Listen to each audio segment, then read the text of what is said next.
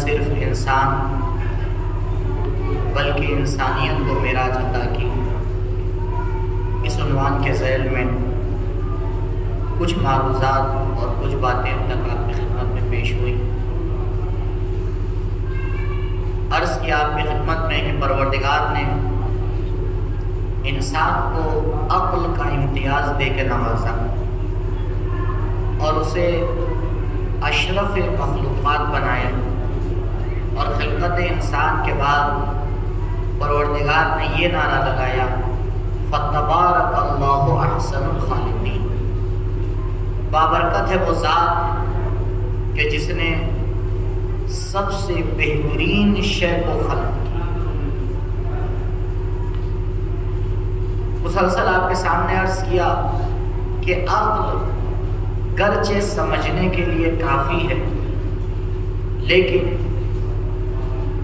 انسان کو عمل کی منزل پر لانے کے لیے کافی نہیں ہوتی۔ انسان سمجھتا بہت کچھ ہے، لیکن ہر وہ بات جو سمجھ لیتا ہے اسے کر نہیں پاتا۔ پروردگار نے انسان کی اس کمزوری کو پورا کرنے کے لیے اسے جذبات عطا کیے تاکہ انسان جذبات کے سائے میں عمل کو انجام دے۔ آپ دیکھیں پوری کربلا جذبات سے بھری ہوئی ہے۔ ایک ماں کی محبت اپنی جوان کی بنسبت، ایک باپ کی بنسبت اپنے کڑیل جوان کی بنسبت، ایک بھائی کی نسبت اپنے بھائی کی محبت، اسی طرح سے مختلف مثالیں آپ کو کربلا میں ملیں گی۔ لیکن عزیزوں، جب کہیں بھی دو طاقتیں ہمارے پاس ہوتی ہیں تو ضروری ہوتا ہے کہ کسی ایک کو رہبر بنایا جائے، کیونکہ اگر دونوں رہبر بننے کی کوشش کریں گے تو پھر ٹکراؤ ہو جاتا ہے، اور ٹکراؤ کی صورت میں نتیجہ حاصل نہیں۔ روایت ہے کہ اکیلے سفر نہ کرو، کسی کے ساتھ سفر کرو، اور اگر دو لوگ بھی سفر کر رہے ہو تو اس میں ایک کو لیڈر بناؤ اور دوسرا اس کی بات کو سنے، کیونکہ نہیں معلوم سفر کے کس موڑ پر کیا فیصلہ لینا پڑے۔ تو اگر پہلے سے یہ طے نہیں کرو گے کہ نہائی فیصلہ کسے لینا ہے تو الجھتے رہو گے۔ کبھی یہ کہیں گے بھائی پچھلی دفعہ میں نے آپ کی بات مانی تھی، اب کی بات آپ ہماری مانی۔ تو عزیزوں، ترتیب سے بات کا مان لینا حق نہیں ہے۔ جو بات حق ہے اسے ماننا چاہیے۔ تو آپ ذرا غور کریں مسلمان کہ وہ پیغمبر جو ایک چھوٹے سے سفر میں بھی اس بات پہ تیار نہیں ہو رہا ہے کہ ایک تنہا مسافر کو بغیر امام کے چھوڑ دیا جائے، وہ جب آخرت کے سفر پہ جائے گا تو کیا امت کو بغیر امام کے چھوڑ دے گا؟ نہیں، پیغمبر سکھا رہے ہیں۔ دیکھو، اسلام دین رہبری ہے۔ اسلام میں ہمیشہ اس بات کو رکھا گیا ہے، اور آج بھی یہی طریقہ ہے کا فرق نہیں کرتا، چاہے ہمارے حضور کا زمانہ ہو، چاہے ہماری غیبت کا زمانہ ہو، صرف قانون وہی قانون رہے۔ ہاں، جب ہم تمہارے سامنے رہیں گے تو پھر ہم تمہارے لیڈر، اور اگر ہم پردے غیب میں چلے گئے تو پھر تم نہ بنانا، جسے ہم بتا کے جائیں گے اس کی تقلید کرنا، جسے ہم بتا کے جائیں گے۔ امام حسن عسکری علیہ السلام،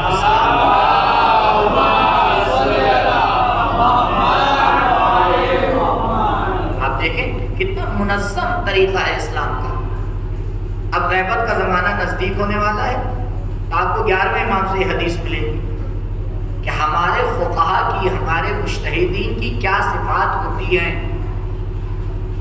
کیوں؟ کہ اب وہ زمانہ نزدیک آ رہا ہے جس میں ہمیں اس مرحلے سے دوچار ہونا ہے۔ تو بہرحال اب دو طاقتیں انسان کے پاس موجود، ایک عقل اور دوسرے جذبات۔ اب کبھی انسان عقل کو رہبر بنا لیتا ہے اور کبھی انسان جذبات کو رہبر بنا لیتا ہے، اور اسی کے درمیان اس کی زندگی چلتی رہتی ہے۔ ہاں، اگر تمہیں معراج پانا ہے تو آؤ کربلا سے سیکھو۔ کربلا میں عقل نہیں بلکہ عقلاء کا امام موجود ہے، وہ ذات موجود ہے کہ جس کے سامنے کائنات کی ہر عقل سلام کرتی ہے، اور اسی کے ساتھ ساتھ کربلا میں جذبات بھی موجود ہیں۔ لیکن آپ کربلا کا ایک موڑ نہیں دکھا سکتے کہ جہاں پر جذبات عقل پر غالب آئے، جذبات عقل پر غالب آئے، دسیوں نہیں، سینکڑوں نہیں، ہزاروں مثالیں موجود ہیں۔ آپ سوچیں، جب بی بی نے امام سے یہ فرمایا، کل بھی میں نے مسائل میں اشارہ کیا تھا کہ بیٹا تم وقت کے امام ہو، ہم اس وقت خیمے میں جل جائیں یا باہر نکلیں؟ جو پوچھ رہی ہے ذات وہ کون ہے؟ وہ عالم غیر معلمہ ہے جسے معصوم سند دے رہا ہے۔ مولا نے کوفے میں سند دی کہ یا امت اسکتی انت بحمد اللہ عالمۃ غیر معلمہ وفہمۃ غیر مفہمہ۔ اے بھوبی جان، پروردگار کا شکر ہے کہ آپ تو ایسی تعلیم یافتہ ہیں کہ جسے کسی عام انسان نے تعلیم نہیں دی ہے، آپ تو ایسی سمجھدار ہیں کہ کوئی انسان آپ کو سمجھا نہیں سکتا ہے۔ ایسی خاتون، اور مرحلہ کیا ہے؟ خیموں میں آگ لگی ہوئی ہے اور خیمے سے باہر نکلنا ہے۔ وہ ذات کہ جس کے سائے کو بھی سورج اور مہتاب نے نہ دیکھا ہو۔ عزیزوں بتائیں، دنیا کا کون سا انسان ہوگا کہ ایسے نازک موڑ میں آگے بیمار سے سوال کرے جہاں جواب بھی کلیئر تھا؟ ایسا نہیں کہ بی بی کو جواب پتا نہیں تھا۔ ہاں، کبھی اس سوچ میں ہم لوگ نہ پڑ جائیں کہ بی بی نے اس لیے پوچھا تھا کہ جواب پوچھنا تھا، نہیں، بی بی نے اس لیے سوال کیا تھا تاکہ کربلا کو معراج انسانیت بنا دے۔ کہا آج زینب کا پوچھنا تمہارے لیے دلیل بن جائے گا کہ جب تک امام موجود ہو، سمجھ میں آئے تب بھی عمل نہ کرنا، پہلے امام سے پوچھ لینا، جیسا وہ کہے ویسا عمل کرنا۔ درود پڑھے بر محمد و آل محمد۔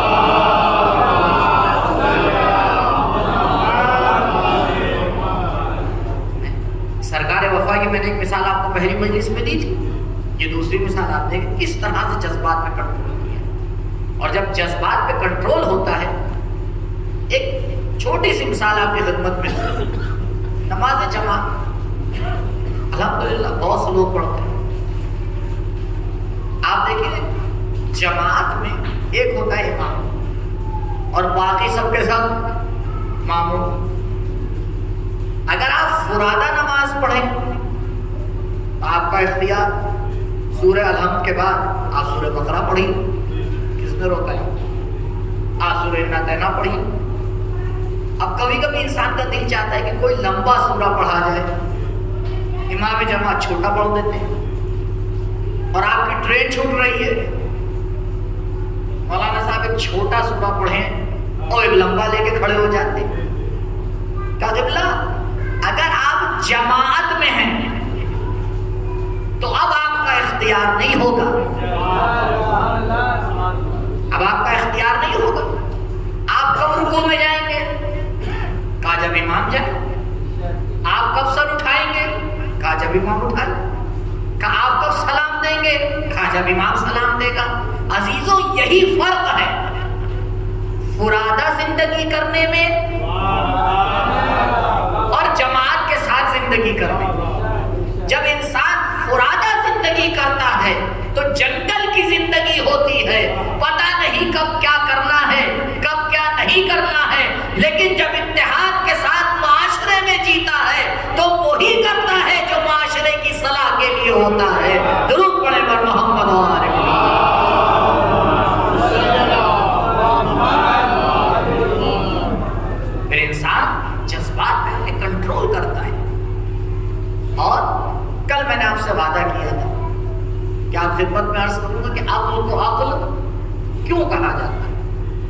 لیکن اس سے پہلے آپ دیکھیے کچھ چیزوں جسے ہم عقل سمجھتے وہ عقل ہے نہیں۔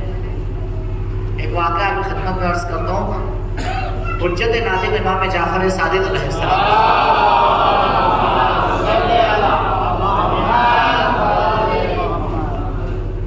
امام کی خدمت میں کسی نے آ کے کہا کہ مولا ہمارے شہر میں ایک بڑا متقی اور پرہیزگار انسان آیا ہے۔ تو مولا نے کہا ٹھیک ہے، اب اطلاع تو مل گئی مولا کو، لیکن مولا نے فیصلہ یہ لیا کہ میں خود جا کے اس سے ملاقات کروں گا۔ کیوں؟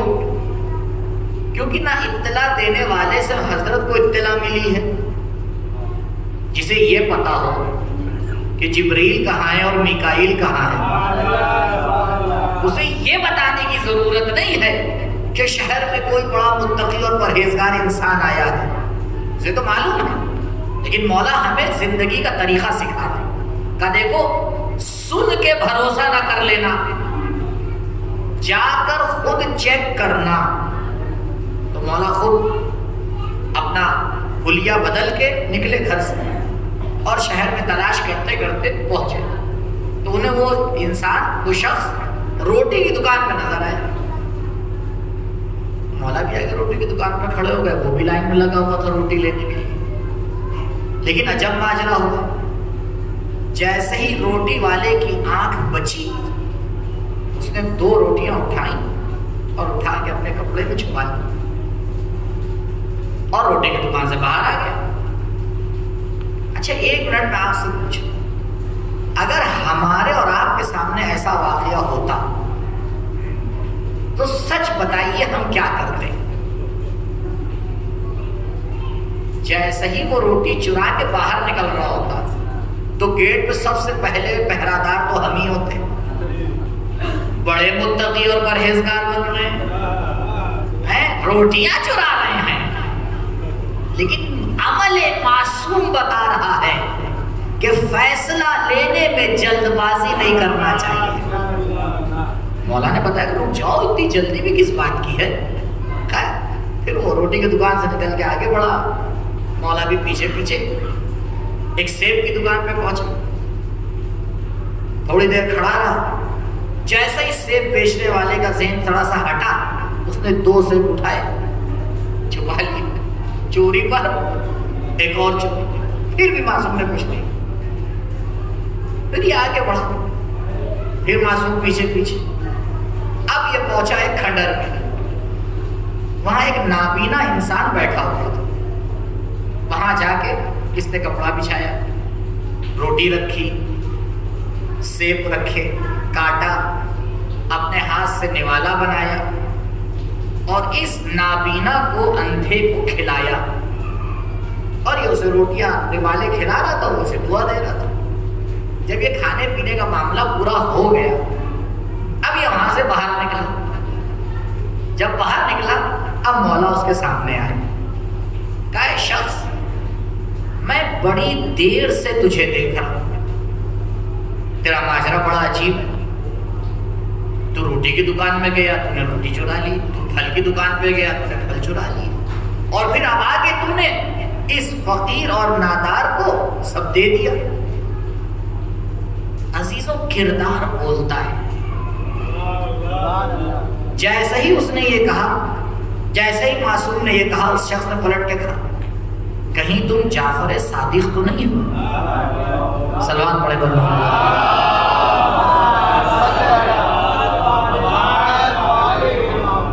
آپ اندازہ لگائیں وہ کیسے پہچانا، اس نے تو اس سے پہلے معصوم کو دیکھا نہیں تھا، وہ سمجھ گیا کہ جو میری چوری پہ صبر کر سکتا ہے،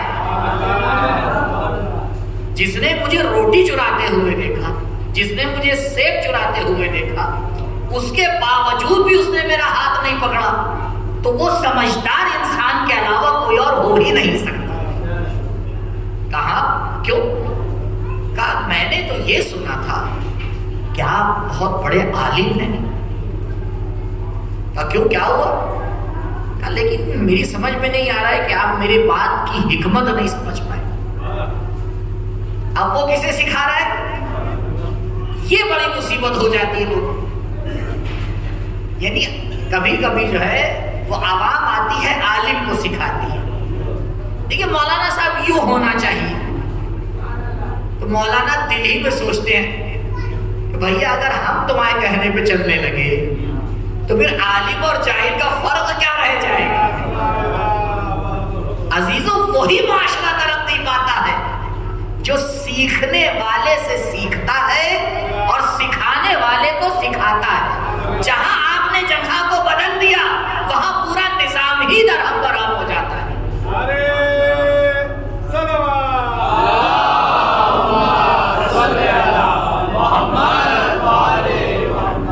خیر ابھی میرا موضوع نہیں ہے، اگر ہوگا تو اشارہ کروں گا کچھ اور باتوں کی طرف. تو مولانا نے کہا کیوں کیا ہوا؟ کہا دیکھیے میں نے کئی چوریاں کی. کہا 4، 2 روٹی 2 پھل.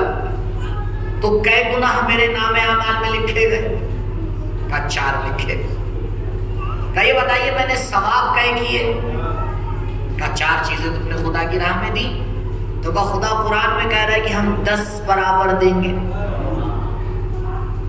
تو یہ ہو گئے کتنے؟ 40. اگر 40 ثواب ملے اور 4 گناہ اس میں سے آپ کم کر دیجئے تب بھی تو 36 ثواب میری جیب میں باقی رہ گئے. اب آپ کو لگ رہا ہو کتنا عقل مند ہے. نہیں عزیزو، یہ عقل نہیں ہے، اسے چالاکی کہا جاتا ہے. مولا نے کہا دیکھ تو نے قرآن کی ایک ہی آیت پڑھی ہے، مشکل یہی ہوتی ہے کہ نیم حکیم خطرے جان بن جاتا ہے. کہا تجھے یہ نہیں معلوم جہاں قرآن یہ کہہ رہا ہے کہ ایک نیکی کا 10 گنا دیں گے، وہی قرآن پہلے یہ کہہ رہا ہے کہ ہم متقین سے قبول کرتے ہیں، چوروں سے قبول نہیں کرتے ہیں. درود پڑھے بر محمد و آل محمد.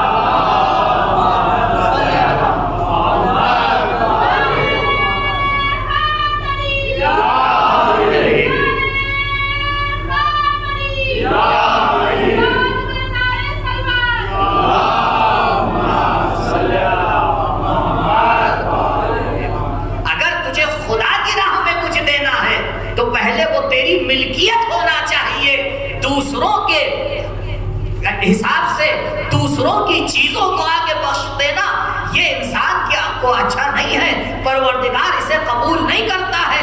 انما یتقبل اللہ من المتقین. پہلے متقین کے درجے پہ آ، اس کے بعد خدا کی راہ میں آ کے کچھ دینا.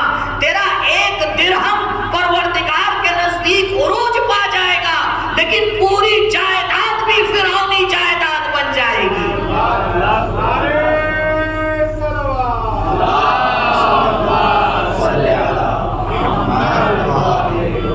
تو آپ نے غور فرمایا کہ نہیں یہ عقل نہیں ہے. تو پھر عقل کسے کہتے ہیں؟ کہ عقل اسے کہتے ہیں جو دین کے سائے میں فیصلہ لیتی ہے.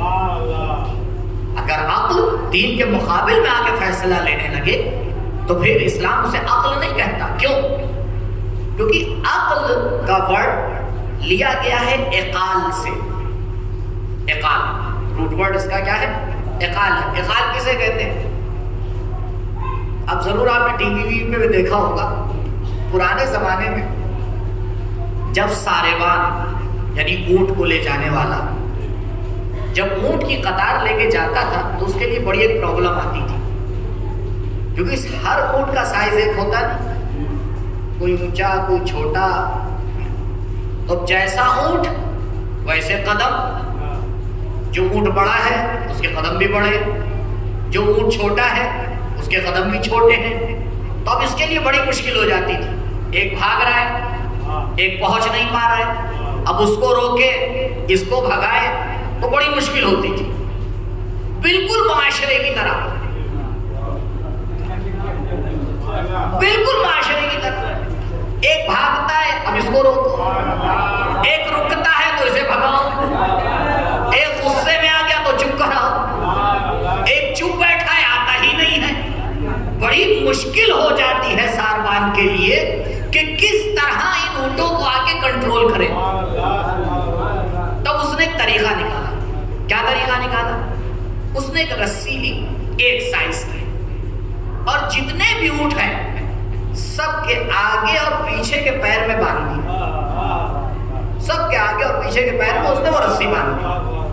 عرب اس رسی کو کہتا ہے عقال.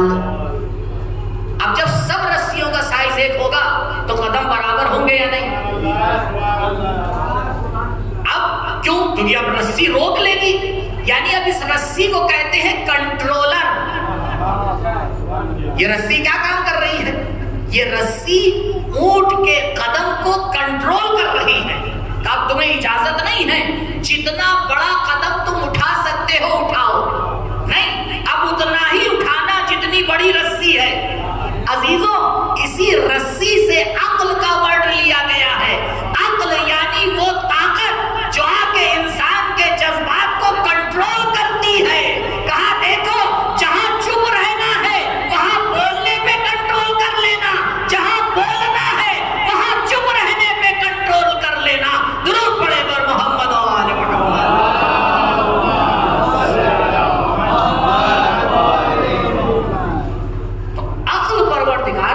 انسان کو عطا کی ہے تاکہ وہ اپنے جذبات کے اوپر کنٹرول کر لے.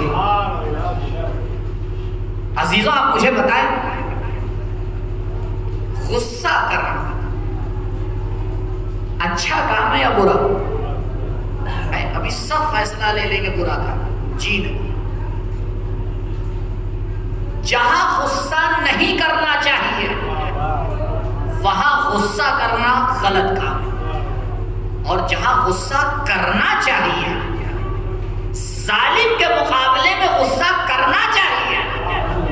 اگر انسان وہاں بھی چپ بیٹھ جائے تو پھر عقل اسے انصاف انسان نہیں کہتی ہے. کہا دیکھو نہ بولنا اچھی بات ہے، نہ چپ رہنا اچھی بات ہے، نہ دیکھنا اچھی بات ہے، نہ آنکھیں بند کر لینا اچھی بات ہے، بلکہ وقت کے تقاضے کو سمجھنے کی ضرورت ہے. جہاں بولنا ہے وہاں چپ رہنا غلط ہو جاتا ہے، جہاں چپ رہنا ہے وہاں بولنا غلط ہو جاتا ہے. درود پڑھے پر محمد و آل محمد.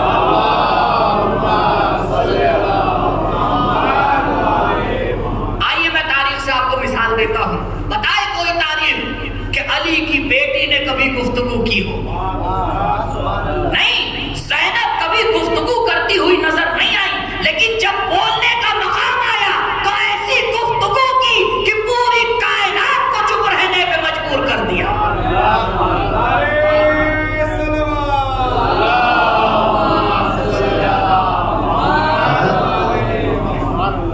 اب دیکھیں اسی کو کہتے ہیں عقل کے سائے میں عمل کرنا.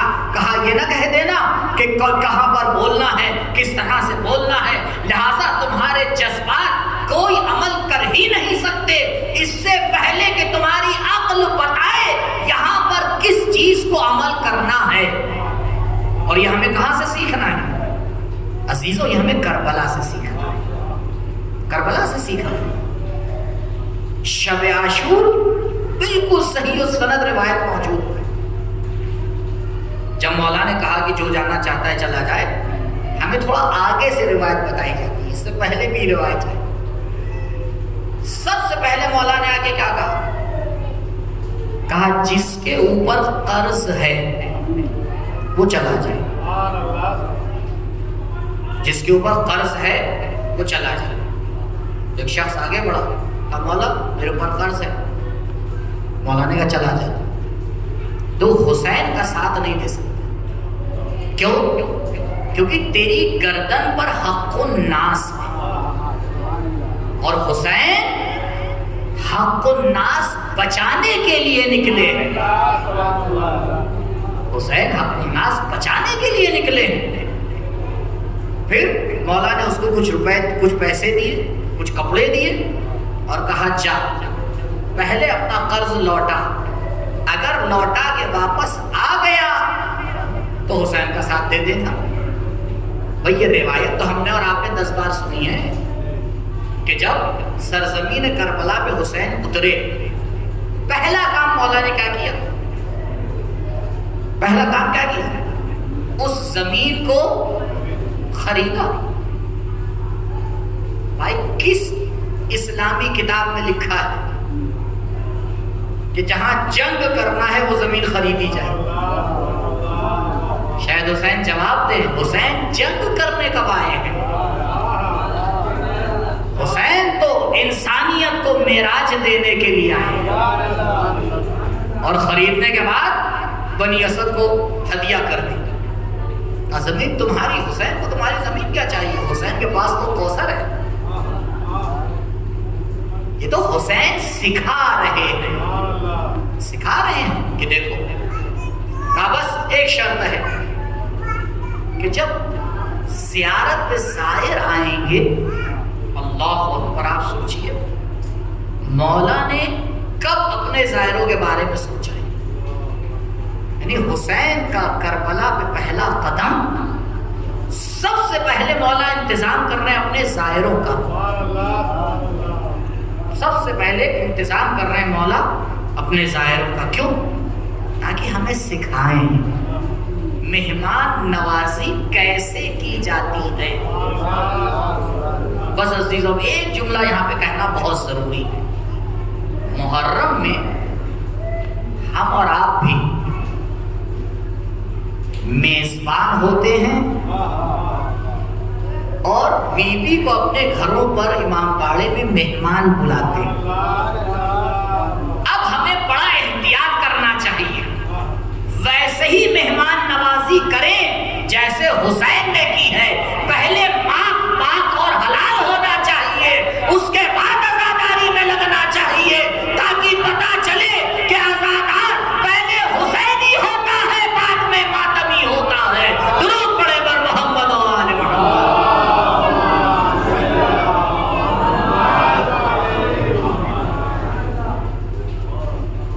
مدینہ ہے، نبی کریم صلی اللہ علیہ وآلہ وسلم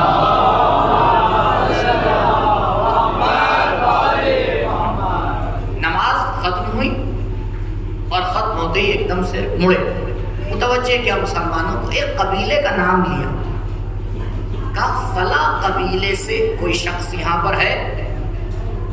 تو ایک شخص اٹھا کہا یا رسول اللہ میں ہوں.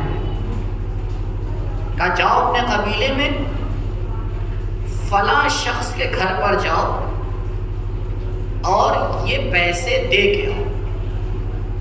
اس نے کہا کیا ہے ماجرا؟ کہا ابھی جبریل نے مجھے بتایا کہ وہ شخص جو کہ شہید ہوا ہے جنگ میں،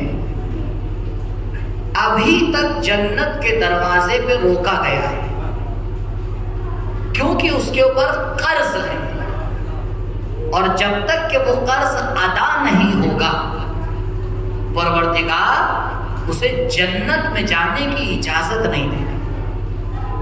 روایت ہے کہ جب انسان شہید ہوتا ہے تو پہلا قطرہ جیسا ہی اس کا زمین پر گرتا ہے، پروردگار اس کے سارے گناہ معاف کر دیتا ہے سوائے حق الناس کے. سوائے کربلا میں حق الناس کی اتنی رعایت کی گئی ہے، اتنی رعایت کی گئی ہے کہ آپ کو کچھ اور ملے گا ہی نہیں. قدم قدم پر حق الناس کی رعایت کی گئی. ایک مرحلہ بھی آپ کو نہیں ملے گا کہ جہاں پر حتیٰ یزیدیوں کے حقوق کی رعایت کی گئی، لشکر حر کے حقوق کی رعایت کی گئی. لشکر حر حق پہ تھا یا باطل پہ تھا؟ 2 محرم 3 محرم، محرم سے پہلے یہ لشکر تو باطل پہ تھا، لیکن مولا نے ان کے حقوق کی بھی رعایت کی. جب چلے تو کہا پانی زیادہ لے لو. کہا مولا اتنا پانی ہمارے لیے کافی ہے. کہا جو میں جانتا ہوں وہ تم نہیں جانتے. اور جب ایک خاص مقام پر پہنچے تو دیکھا ایک پیاسا لشکر ہے جو پانی کی تلاش میں بھٹک رہا ہے. کہا پہلے انہیں پانی پلاؤ. حر کا ایک سپاہی کہتا ہے کہ میں پیاس کے مارے اتنا میرا ذہن چکرا رہا تھا کہ مجھے آنکھوں کے سامنے کچھ نظر نہیں آ رہا تھا اور میں صحیح سے چل نہیں پا رہا تھا. تو ایک شخص نے آ کے میرا ہاتھ تھاما اور اس نے کہا کہ ہاتھ آگے بڑھاؤ تاکہ میں تمہیں پانی پلاؤں. تو میرے اندر اتنی طاقت نہیں تھی کہ میں ہاتھ آگے بڑھا پاتا. تو اس شخص نے ایک ہاتھ سے چلو بنا کے میرے منہ میں لگایا اور دوسرے ہاتھ سے مشک سے پانی ڈالا اور مجھے پلایا.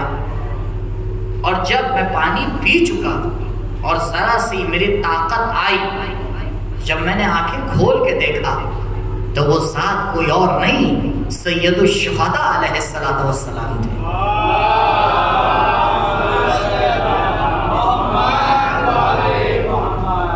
کیا حسین نہیں جانتے تھے کہ یہ لشکر کل کیا کرنے والا ہے؟ کہا ان کا کردار ان کے ساتھ ہے، حسین کا کردار حسین کے ساتھ ہے. حسین انسانیت کو معراج دینے آیا ہے تاکہ کل دنیا بتا سکے، دنیا سمجھ سکے کہ آپس میں رابطے کو کیسے رکھنا ہے، کس طرح سے ایک دوسرے کے ساتھ ملنا ہے، کس طرح سے ایک دوسرے کا خیال رکھنا ہے. کہا دیکھو جب ہم غیروں کا اتنا خیال کرتے ہیں تو اپنوں کا کتنا خیال کرتے ہوں گے، اپنوں کا کتنا خیال کرتے ہوں گے. تو یہ عقل اور جذبات کی جنگ ہمیشہ انسان کی زندگی میں جاری ہے، ہر لمحہ کو یہی ملے. اور اگر ایک بار وقت اور فرصت ملے تو ذرا چیک کر کے دیکھیے گا کہ زندگی میں ہر لمحہ عقل اور جذبات کی جنگ ہوتی رہتی ہے. جذبات کیا کہتے ہیں؟ تھوڑا سا اور آرام کر لیا جائے. جذبات یہی تو کہتے ہیں بڑی بارش ہو رہی ہے، کہاں نکل کے جائیں گے. یہ کس کا فیصلہ ہے؟ جذبات. عقل کیا کہتی ہے؟ ایک بار اور چلے جاؤ، پتہ نہیں دوبارہ موقع ملے یا نہ ملے.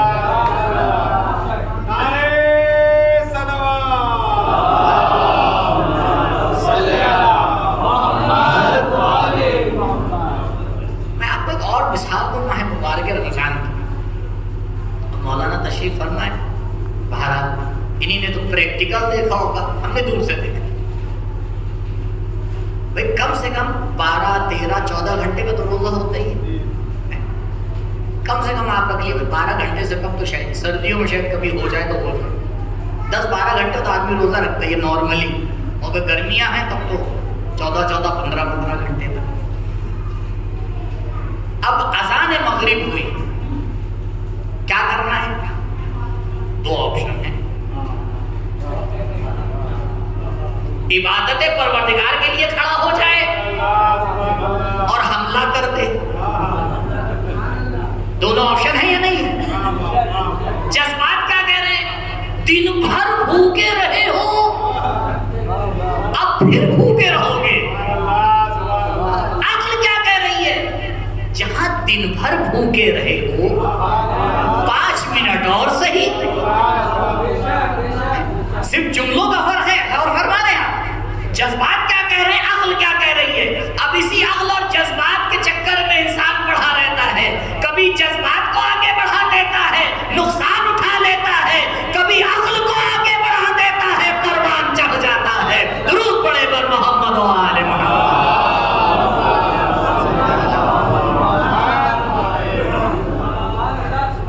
ایسا ہی ہے یا نہیں؟ دیکھیے یہ عقل اور جذبات کی جنگ ہے. ہر جگہ آپ کو ملے گی، ہر جگہ. خمس واجب نکالنا ہے. اب مولانا صاحب سے بات چیت ہو رہی ہے، اما قبلہ کوئی کانٹیکٹ تھوڑی ہے کہ توڑ ہو جائے. کچھ ایسا طریقہ بتائیے تھوڑا سا کم نکل جائے. اما قبلہ ہم تو طریقہ ایسا بھی بتا دے سکتے کہ 0 ہو جائے. آج مجلس کے بعد خیر نہیں. کیوں سب ایک پوچھے مولانا وہ راستہ کون سا ہے؟ وہ راستہ آپ کو بتاؤ کون سا ہے کہ بالکل خمس نہ نکلے. جتنا بچے سب خدا کی راہ میں دے دیجیے. نہ بچے گا نہ خمس دینا پڑے گا.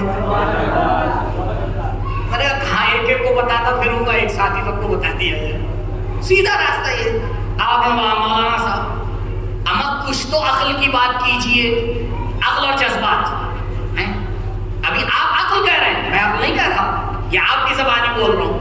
مولانا کچھ تو عقل کی بات کیجئے، کچھ بھی نہیں بچائیں گے اگر، کل کیا ہوگا؟ عقل آگے بولے گی اب تک جو جیا ہے، اب تک اپنے سہارے جیا ہے یا پروردگار نے تجھے پالا ہے؟ اگر تو عقل مند ہے تو جیسے کل بھروسہ تھا ویسے ہی کل بھروسہ کر لینا چاہیے۔ انسان کی عقل کچھ فیصلہ لیتی ہے، جذبات کچھ فیصلہ لیتے ہیں۔ درود پڑھے بر محمد و آل محمد۔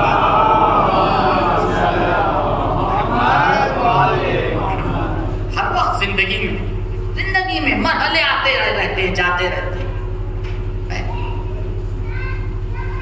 ماں باپ ہیں، اب کچھ کہتے ہیں۔ اب آج کا جوان تو ماشاءاللہ بڑا سمجھدار ہو گیا ہے، وہ کس بات پہ تولتا ہے؟ کہتا ہے مولانا صاحب کیسی بات کر رہے ہیں، موبائل تو صحیح سے ابا کھول نہیں پاتے ہیں۔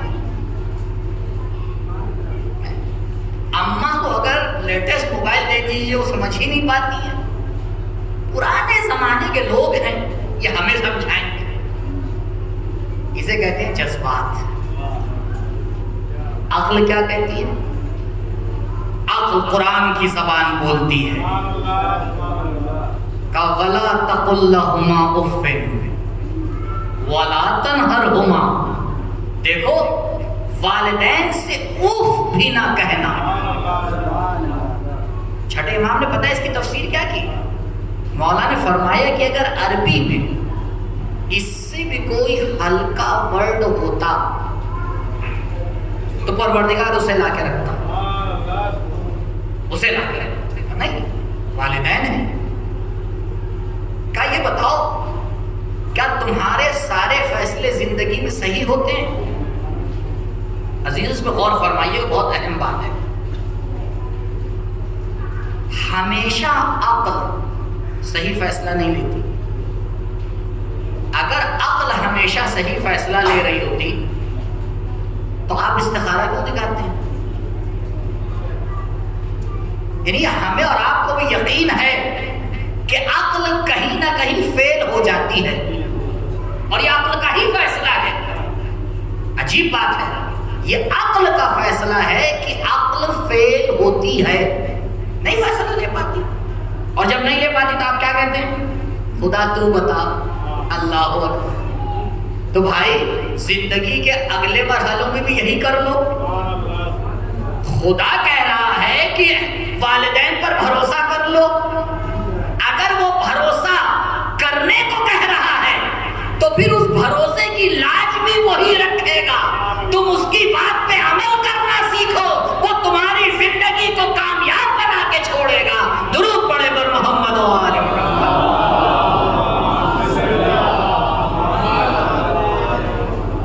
عقل و جذبہ، آپ دیکھیں کربلا میں، ایک آپ مجھے بتائیں کربلا میں شہید کہ جو بغیر اجازت لیے گیا کیا جنگ میں اجازت لی جاتی ہے؟ جنگ جب ہو رہی ہے، کدھر سے تیر آ رہا ہے، کدھر سے دشمن حملہ کر رہا ہے، لیکن آپ کربلا میں دیکھیں حتیٰ جب وقت نماز ہوا ہے تب بھی آگے امام سے اجازت لی جا رہی ہے۔ کیوں؟ کربلا والے سکھانا چاہ رہے ہیں کہ دیکھو سختیوں میں قانون بدلا نہیں کرتے، سختیوں میں قانون بدلا نہیں کرتے۔ اب ایک قانون اور آپ کے سامنے بیان کر رہا ہوں، کربلا میں نماز ہوئی یا نہیں ہوئی؟ ہوئی۔ یہ ہے کربلا کی عقل۔ اب آئیے ہمارے جذبات، مجھے بتائیے خدا کے واسطے، اگر کسی کے گھر میں ایک موت ہو جائے، 12:15 بجے اذان کا ٹائم ہے اور 12:10 پہ پروردگار آپ کے والدین کو سلامت رکھے، آمین تو کہیے۔ کسی کے باپ کا انتقال ہو جائے،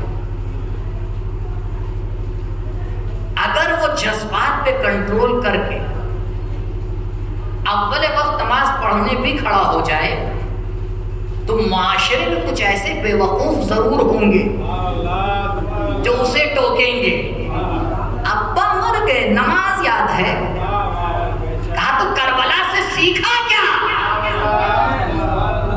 حبیب شہید ہو گئے، نماز باقی رہی۔ کیا سیکھا بھی کربلا سے؟ کربلا یہی سکھانے آئی ہے۔ کربلا جذبات پہ کنٹرول کرنے کا نام ہے۔ کربلا عقل کو امام بنانے کا نام ہے۔ کربلا فیصلوں میں دین کو مقدم کرنے کا نام ہے۔ عزیزوں، یہ عقل کا فیصلہ ہے کہ اگر دین اور دنیا میں ٹکراؤ ہو جائے تو ہمیں دین کو لینا ہے۔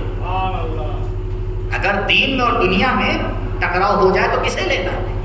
دین کو لینا۔ میں آپ کو سیدھی سیدھی بات بتا دوں، سارا مسئلہ یہیں پر ہے جو ہمارے معاشرے میں مشکلات کھڑی ہوئی ہیں۔ کیوں امام حسین علیہ السلام نے دین پر اتنی تاکید کی؟ کیوں بار بار یہ کہا میں دین کو بچانے نکلا ہوں، میں دین کی رکھوالی کرنے نکلا ہوں، میں دین سکھانے نکلا ہوں؟ کیوں بار بار آپ امام کے جملات میں لفظ دین پائیں گے؟ آپ جانتے ہیں کیوں؟ کیونکہ اگر معاشرے سے دین نکل جائے تو پھر وہ معاشرہ شیطانی بن جاتا ہے۔ مجھے بتائیے، یہ جو آج دنیا میں آرمی کی ترقی ہے، روز نئے سے نئے بم بنائے جا رہے ہیں، نئے سے نئے جو ہے وہ ہتھیار بنائے جا رہے ہیں، انہیں عالم بنا رہے ہیں یا جاہل بنا رہے ہیں؟ بتائیے، عالم ہی بنا رہے ہیں نا، جاہل کو کیا پتا؟ ابھی 2 سال جو گزرے، اور یہ بھی خدا کا شکر ہے کہ اس نے ہمیں بتایا کہ دیکھو جس طرح ہم نعمت دینا جانتے ہیں، لینا بھی جانتے ہیں۔ کس نے سوچا تھا کہ وہ فرش ازا جو ہمیشہ بچتا ہے اس طرح سے نہ بچ پائے؟ اب اس میں ایک آپشن یہ بھی دیا گیا تھا کہ یہ وائرس کیا ہے؟ بنایا ہوا ہے۔ تو قبلہ اگر یہ آپشن صحیح ہے تو اسے عالموں نے بنایا تھا یا جاہلوں نے بنایا تھا؟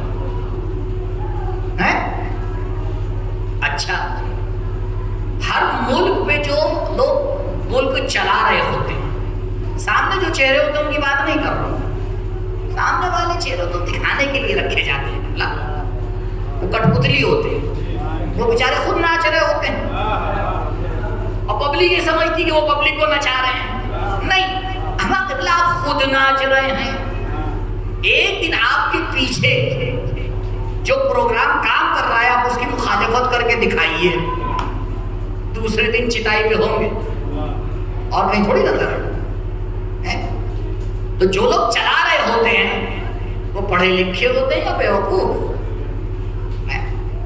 تو قبلہ یہ مان لیجئے، علم فقط اگر اکیلا ہو تو جس طرح سے سروں کو بچانا سکھاتا ہے، سروں کو کاٹنا بھی سکھاتا ہے، جس طرح سے علاج کرنا سکھاتا ہے اسی طرح لا علاج کرنا بھی سکھاتا ہے۔ کہا دیکھو مسئلہ یہی ہے، جب تک علم کے ساتھ دین نہیں جڑ جاتا ہے،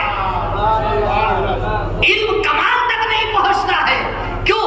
اگر ڈاکٹر دیندار ہو جاتا ہے تب معاشرے کی خدمت کر پاتا ہے، اگر ٹیچر دیندار ہو جاتا ہے تب معاشرے کی خدمت کر پاتا ہے، اگر ایک سپاہی دیندار ہو جاتا ہے تب معاشرے کی خدمت کر پاتا ہے۔ اگر معاشرے کی خدمت کرنا ہے، اگر انسانیت کو عروج دینا ہے تو تنہا علم کام نہیں آئے گا، پہلے دیندار بننا پڑے گا تب عالم بننا پڑے گا۔ درود پڑھے پر محمد و آل محمد۔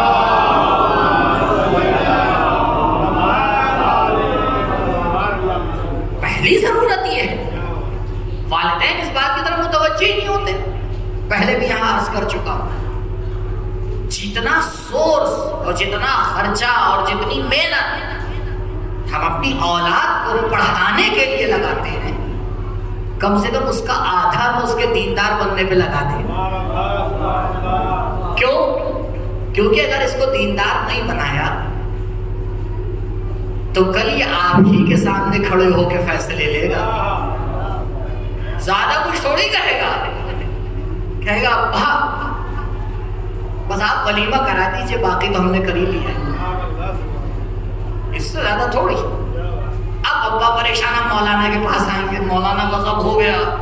اچھا یہ عجیب بات ہے، ایسے ٹائم پہ مولانا ضرور یاد آتے ہیں۔ جملہ یہ بات تجربے کا انسان کیا بیٹھا، کیونکہ معاشرے کے اندر رہ رہے ہیں ہم، تو ادھر سے ادھر بھاگتے پھرتے رہتے ہیں۔ کیوں؟ کیونکہ اب پتا ہے کہ اس کی جھاڑ پھونک، تعویذ گھنٹا کس کے پاس ہوگا؟ مولانا ہی پاس۔ اب آئیں گے مولانا کے پاس، کاش مولانا بھی آپ جیسا برتاؤ کر لیتے۔ اچھا اب آئے ہیں، اب آئے ہیں، کل ملیے گا، اور کل پتا چلا کہ وہ تو کہیں اور چلے گئے۔ یہ دیکھیے کل بلایا تھا، ارے ہمارا اذان ہر ٹائم بلاتی رہتی ہے، آپ اللہ کی نہیں سنتے تو کوئی مسئلہ نہیں، مولانا نے ایک ٹائم آپ کی نہیں سنی تو بڑا غلط ہو گیا۔ یہ ہے عقل اور جذبات، یہ ہے عقل اور جذبات۔ اب اس کو سمجھ میں آتا ہے، پہلے بھی میں نے آپ کو 2 رکعت نماز بتائی ہے، پھر سے ریپیٹ کیے تھے، یاد ہے؟ کچھ لوگوں کو یاد ہے، دیکھیے وہ پہنچ گئے۔ کوئی چیز کھوئے اگر آپ کی، ہوتا ہے کھو جاتی ہے، کوئی چابی کھو گئی، فلاں چیز کھو گئی، روپے کھو گئے، اے ٹی ایم کارڈ کھو گیا، اللہ اکبر، دل کو سکون ہی نہیں۔ 2 رکعت نماز پڑھی، بہت بڑے خدا والے ہوں گے تو رکوع تک تو یاد آ ہی جائے گا، اس سے زیادہ نہیں ہے قبلہ۔ بہتوں کو تو تکبیر کہتے ہی یاد آ جاتا ہے، ہاں لیکن کچھ لوگ بہرحال نماز پوری کرتے ہیں، کیونکہ ڈر یہ رہتا ہے کہ پوری کریں گے پھر نہ بھول جائے۔ عزیزوں ٹھیک ہے آپ مسکرا لیے، لیکن یہ کچھ حقیقتیں کہ انسان چند منٹ اپنے پروردگار کے سامنے سکون سے عبادت نہیں کر پاتا، پوری دنیا کے خیالات اسی وقت آ رہے ہوتے ہیں۔ تو تم نے کربلا سے کیا سیکھا؟ حسین نماز ادا کر رہے ہیں، تیروں پہ تیر چل رہے ہیں، لیکن ایک تیر یہ نہیں بتا سکتا کہ حسین کی نماز میں کوئی لغزش آئی۔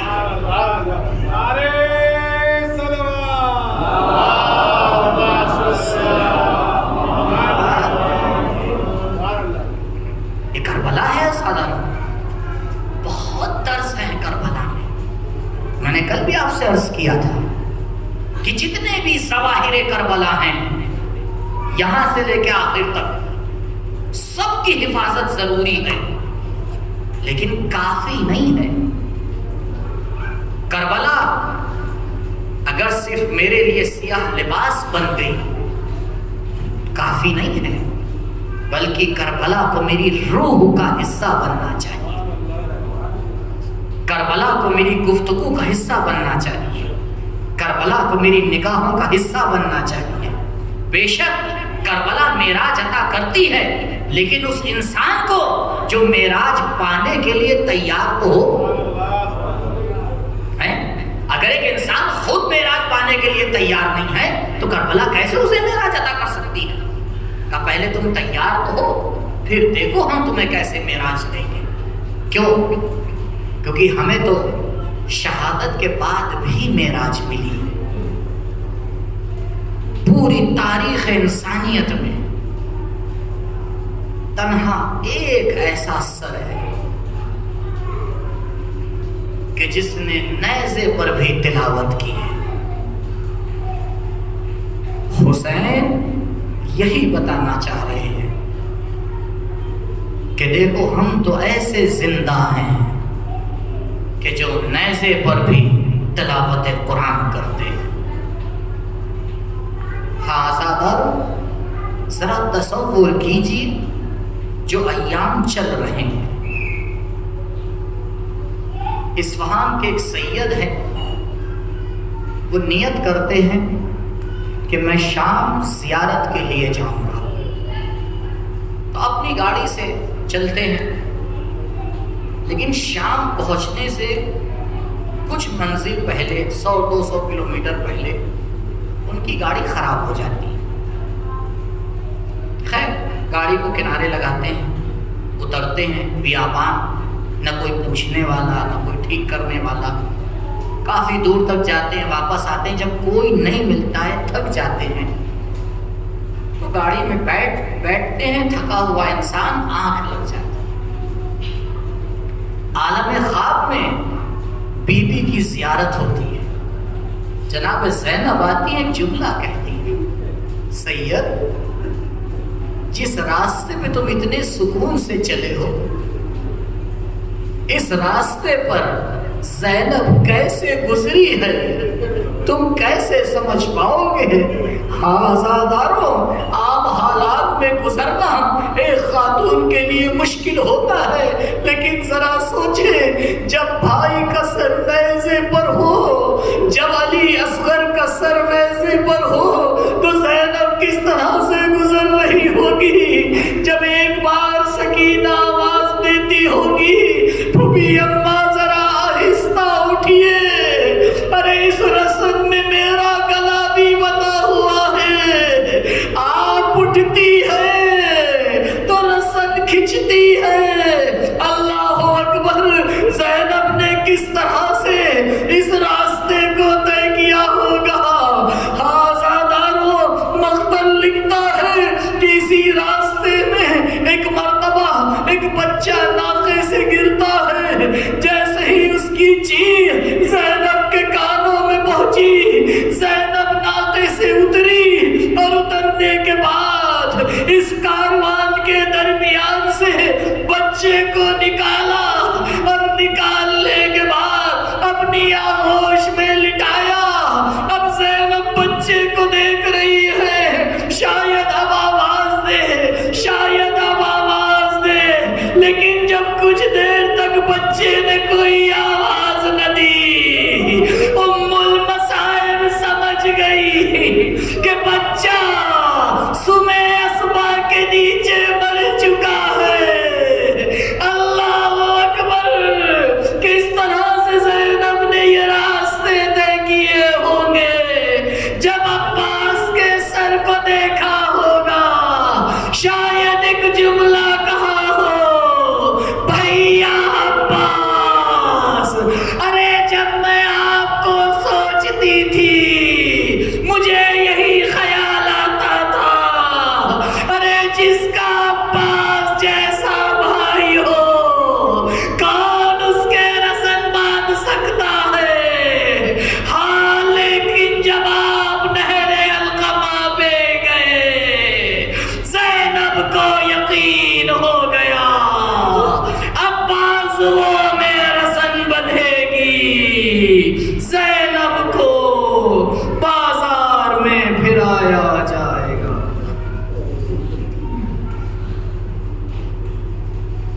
الا لعنۃ اللہ علی القوم الظالمین، سیعلم الذین ظلموا ای منقلب ینقلبون، انا للہ و انا الیہ راجعون، رضا بقضائہ و تسلیما لامرہ، لا معبود سواک یا غیاث المستغیثین۔ بار الہ امام کے ظہور میں تعجیل فرما، ہمارا نام ان کے آوان و انصار میں شمار فرما۔